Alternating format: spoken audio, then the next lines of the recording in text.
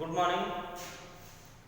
पिछली कक्षा में यानी कल अपन पढ़ रहे थे प्लेटो के विषय में कि प्लेटो का क्या सिद्धांत है और प्लेटो का राजनीति शास्त्र में क्या महत्व है।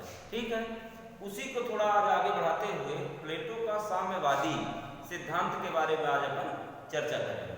BA second year paper first unit second. ठीक है, तो सबसे पहले अपन प्लेटो का साम्यवादी सिद्धांत, प्लेटो का साम्यवादी सिद्धांत। ठीक है, तो साम्यवाद क्या होता है सबसे पहले यह समझना पड़ेगा अपने को। तो प्लेटो के अनुसार साम्यवाद का तात्पर्य यह है उच्च वर्ग, समाज का उच्च वर्ग। प्लेटो के टाइम में समाज का उच्च वर्ग किसको कहा जाता था?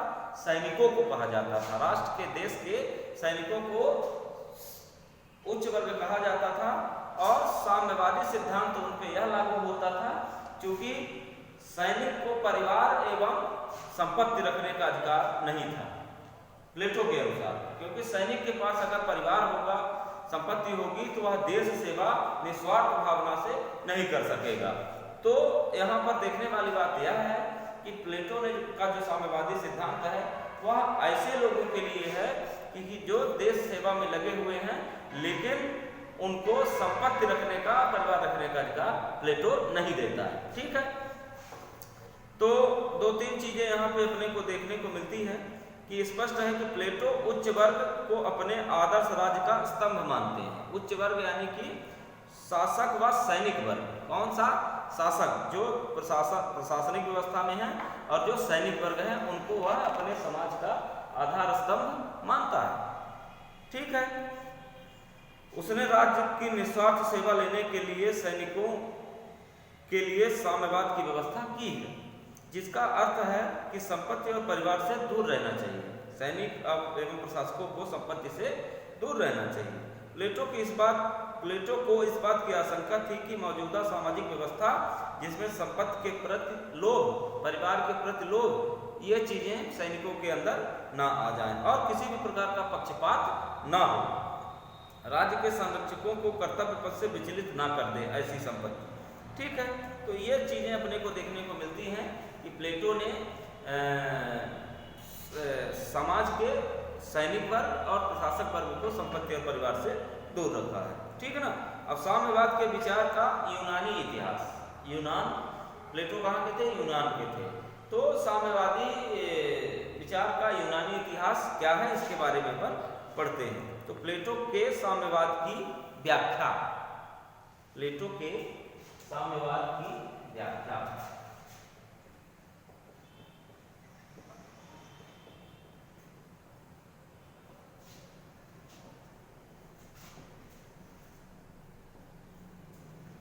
प्लेटो के साम्यवाद की व्याख्या, इसमें क्या चीजें अपने को देखने को मिल रही हैं। तो सबसे पहले अपन देख लेते हैं कि प्लेटो ने अपनी रचना रिपब्लिक में आदर्श राज्य की स्थापना के लिए न्याय की स्थापना की है, जिसमें सैनिक वर्ग, शासक वर्ग साम्यवाद की व्यवस्था में के अंतर्गत आते हैं। ठीक है, इससे स्पष्ट है कि बहुसंख्यक वर्ग अर्थात उत्पादक वर्ग, बहुसंख्यक वर्ग का मतलब क्या होता है कि समाज में जिन लोगों की ज्यादा मात्रा होती है वह कौन से वर्ग कहलाते हैं? उत्पादक वर्ग कहलाते हैं। ठीक है ना। और प्लेटो ने उन्हें संपत्ति, परिवार रखने की छूट देता है, परंतु अल्पसंख्यक वर्ग अर्थात संरक्षक वर्ग को नहीं। ठीक है, यानी कि जो बहुसंख्यक वर्ग है, अब बहुसंख्यक वर्ग सैनिक वर्ग में नहीं आएंगे क्योंकि बहुसंख्यक देश की जनता होती है और सैनिक एक अल्पसंख्यक वर्ग होता है, एक विशेष वर्ग होता है जो कि सीमाओं पे देश की रक्षा करता है। तो जो सीमाओं पे देश की रक्षा करता हुआ संपत्ति एवं परिवार नहीं रख सकता, लेकिन जो बहुसंख्यक वर्ग है यानी कि जो अन्य लोग हैं वो संपत्ति एवं परिवार रख सकते हैं, ऐसा प्लेटो कहता है। ठीक है, तो प्लेटो के साम्यवाद को हम दो भागों में बांट सकते हैं। प्लेटो के साम्यवाद को हम कितने भागों में बांट सकते हैं? दो भागों में। पहला है संपत्ति का साम्यवाद। संपत्ति का साम्यवाद यानी कि जो वेल्थ है, जो प्रॉपर्टी है, उसका साम्यवाद में उसको रखने से। और स्त्रियों का साम्यवाद यानी कि महिलाओं का साम्यवाद। ठीक है, संपत्ति और परिवार। फिर प्लेटो का संपत्ति संबंधी साम्यवाद। प्लेटो के समय एथेंस की दशा बहुत खराब थी। शासक वर्ग अपने स्वार्थ के लिए राज्य हित का बलिदान कर रहे थे। प्लेटो ने अनुभव किया कि शासक वर्ग में स्वार्थपरता बनी रहेगी, तब तक राज्य के उत्थान नहीं होगा। यानी कि जब प्लेटो का कार्यकाल था, कालखंड था, तो उस समय एथेंस जो कि यूनान की राजधानी थी, वहाँ की स्थिति बहुत खराब थी और वहाँ जो है तो जो प्रशासक वर्ग था उसके अंदर लालच एवं बहुत सारा कपट भरा हुआ था। इसी कारण प्लेटो ने साम्यवाद की सोच को सामने रखा, आगे रखा कि भाई अगर प्रशासक वर्ग, सैनिक वर्ग के अंदर लालच होगा तो देश का कभी भला नहीं होगा। ठीक है, तो इससे स्पष्ट है कि प्लेटो का संपत्ति साम्यवाद से तात्पर्य यह है कि उसके आदर्श राज के संरक्षक बैरागी हैं। सीधा अर्थ यह है कि आदर्श राज तभी बन सकता है जो आदर्श राज के संरक्षक हों, वह बैरागी हों, किसी भी प्रकार का सांसारिक मोह या लोभ उनके अंदर ना। ठीक है, तो सिंक्लेयर एक राजनीतिविद थे, राजनीति शास्त्री थे। उन्होंने इस संबंध में कहा है कि प्लेटो के उपर्युक्त साम्यवाद को स्पष्ट करते हुए उन्होंने लिखा है, क्या लिखा है कि संरक्षकों को अपने मित्रों का आतिथ्य सत्कार करने अथवा विदेश भ्रमण करने की अनुमति नहीं दी जाएगी। यानी इसका क्या मतलब निकला? इसका मतलब यह निकला कि संरक्षक वर्ग है वह अपने मित्रों को या अन्य लोगों का आतिथ्य यानी कि उनका आव भाव, सेवा, स्वागत नहीं कर सकेंगे, ना ही वे विदेश की यात्रा कर सकेंगे।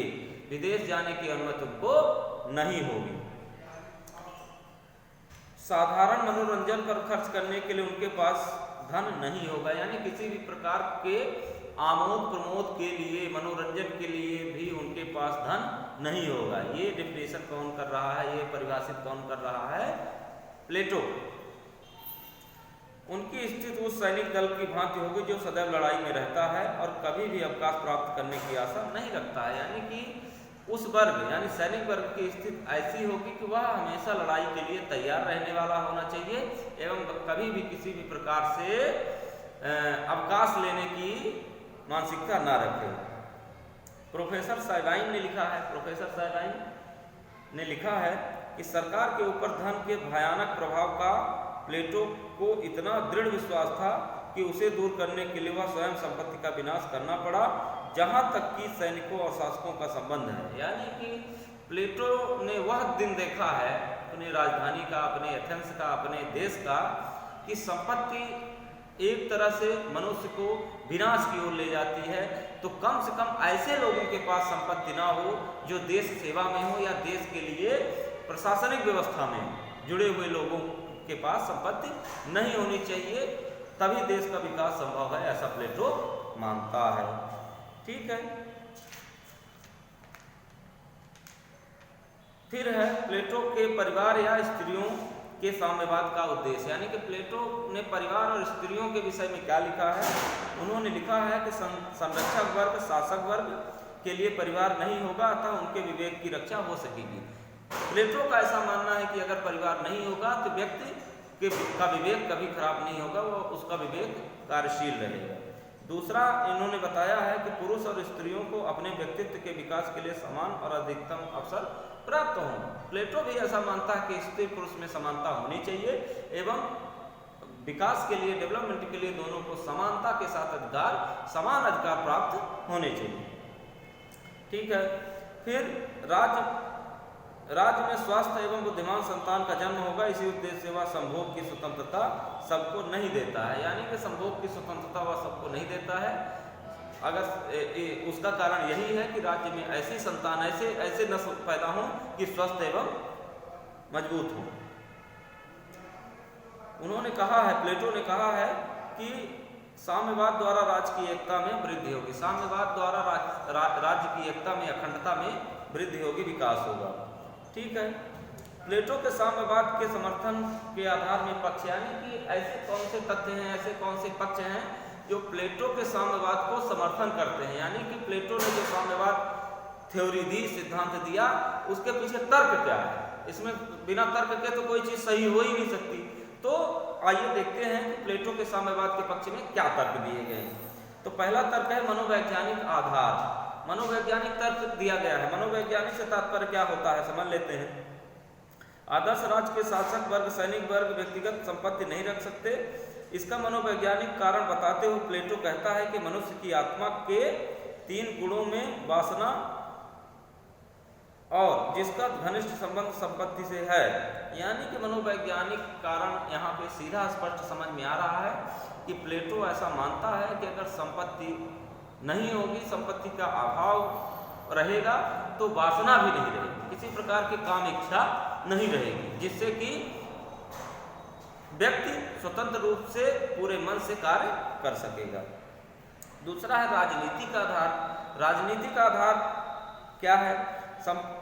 ठीक है ना, इसका संबंध केवल संरक्षक वर्ग से है। राज्य का उत्पादन वर्ग संपत्ति रखता है। प्लेटो की मान्यता थी कि राजनीतिक और आर्थिक शक्तियों के मिलने से राजनीतिक भ्रष्टाचार पनपता है। यानी कि आर्थिक और राजनीतिक, अगर राजनीतिक और आर्थिक शक्तियां एक हो जाएंगी तो वहां पे भ्रष्टाचार एवं विसंगतियां निर्मित होंगी। तो प्लेटो ऐसा मानता है कि राजनीति को और अर्थशास्त्र को, यानी कि दोनों को अलग रहना चाहिए। आर्थिक और राजनीतिक चीजें कभी एकत्रित ना हो, नहीं तो भ्रष्टाचार के चांस, भ्रष्टाचार की संभावना अत्यधिक प्रबल हो जाती है। तीसरा है दार्शनिक आधार। दार्शनिक आधार का क्या तात्पर्य है? दार्शनिक आधार का प्लेटो का साम्यवाद व्यवहारिक होने के साथ साथ दार्शनिक भी है। प्लेटो के साम्यवाद का आधार विशेष कार्य तथा विभाजन का सिद्धांत है। प्लेटो ने इस विशिष्ट कार्य के रूप में, इसी के अंतर्गत प्लेटो चाहता है कि शासक वर्ग कार्यों के अलावा सांसारिक कार्यों से बचना चाहिए जो उन्हें भ्रष्ट कर सकते हैं।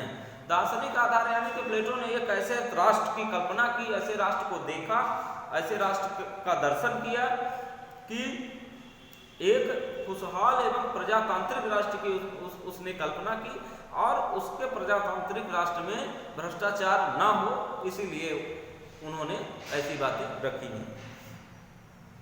ठीक है, तो इस तरह से प्लेटो के साम्यवाद के पक्ष में तर्क आप लोगों ने देखा है।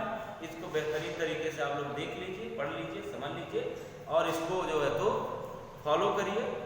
क्लासेस शुरू हो सकती हैं इसी मंथ। ठीक है, तो आप लोग अलर्ट रहिए और कमेंट बॉक्स में कुछ न कुछ लिख दिया करें, जिससे हम लोग भी समझ पाएं कि आप एक्टिव हैं, वीडियोस देख रहे हैं, क्लासेस ले रहे हैं। इन चीज़ों का आप लोग विशेष ध्यान रखें। Thank you.